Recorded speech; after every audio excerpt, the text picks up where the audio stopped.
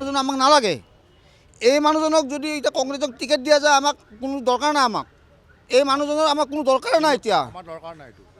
আমাৰ গোটেই ৰাজ্যৰ দৰকাৰ আছে নেকি? নাই নাই, আমাৰ দৰকাৰ নাই। আমাৰ কোনো নালাগে। এই মানুহজন আমাক নালাগে।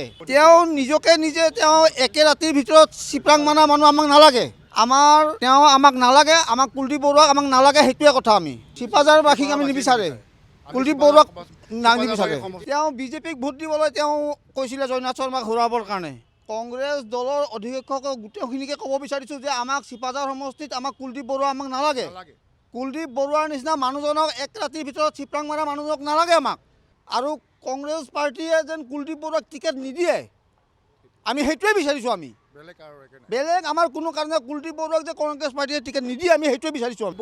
কুলদীপ বৰুৱা তেখেত এজন বিজেপি কংগ্ৰেছৰ ঘান মাৰিবকে চিপৰাং মাৰি একে ৰাতিতে চিপৰাং মাৰিবলৈ সেই ব্যৱস্থা কৰিছে যোৱা বছৰ। এই বছৰ তেখেতে কংগ্ৰেছৰ পৰা ছিট ল'বৰ কাৰণে তেখেতে আহিছে। তেখেতক বঞ্চিত কৰা হৈছে। বঞ্চিত কৰিব লাগে তেখেতক।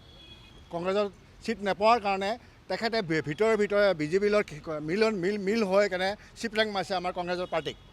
সেই হিচাপে আমি তৃণমূল কংগ্ৰেছক কংগ্ৰেছ পাৰ্টীক আমি সহায় কৰোঁ। আমি তেখেতৰ ফালৰ পৰা আমি কুলদীপ বৰুৱাক আমি নাৰাখোঁ। আমাৰ ফালৰ পৰা ৰাইজৰ ফালৰ পৰা আমাৰ চিপাঝাৰ সমষ্টিৰ ফালৰ পৰা আমাক নালাগে।